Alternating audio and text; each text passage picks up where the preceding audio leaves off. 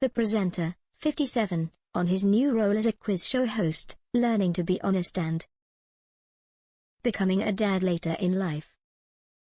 You've been in EastEnders, won a BAFTA for your documentaries and are now hosting a game show.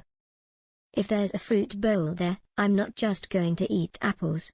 If there's an opportunity to try something else in life, I think you should do that. My wife and I encourage our children not to be scared of change. It wasn't something I was looking to do, but when I picked up the script for Bridge of Lies, I could visualize it. It's very different from the lot of stuff out there. There's a physical element to it. They have to move across a bridge by answering questions. It's a real play-along game, and it has a goggle box element to it because when someone joins me on the bridge, we have a camera on their teammates in a waiting room and we get an insight into the group dynamics. Will we be seeing a jollier, lighter side to you? What are you saying? It's interesting because the show just fits me. The contestants are real people and they come together to try to achieve a common end. It's my job to guide them. It's not cheesy and I don't wear a shiny suit. I don't wear a tie, I'm a t-shirt man. Any game show heroes? Bruce Forsyth is an all-time hero of mine and I'm a fan of a lot of people out there, including Bradley Walsh, Xander Armstrong, and Ben Shepherd. But I rapidly came to the conclusion that the secret is being yourself. The show is about truth and lies. Are you an honest person? I've tried to stick to the truth in the latter end of my life, but I certainly told a few porkies when I was younger. But I paid a price for that. The worst thing you can do is lie to yourself or to someone you love. I certainly don't do that anymore. I had a very cathartic moment when I was out, filing his documentary, in Afghanistan, and subsequently I really have tried to be truthful. You are seen as a bit of a hard man. Do you ever get scared? Always. If you speak to anyone who has been in the special forces or done anything jeopardous for a living, of course they're scared. Would you ever go back to EastEnders? I'm 57 and I rule nothing out and rule everything in.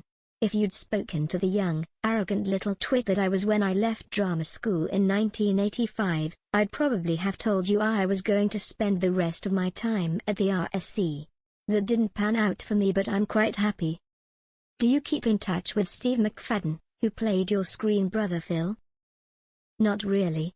You've got to bear in mind that we were in each other's pockets 24/7 and the Mitchells were colleagues. It's not your real family. I was very close to Barbara Windsor. I will always love her and I'm still very close to her husband Scott. He'll be a friend for life.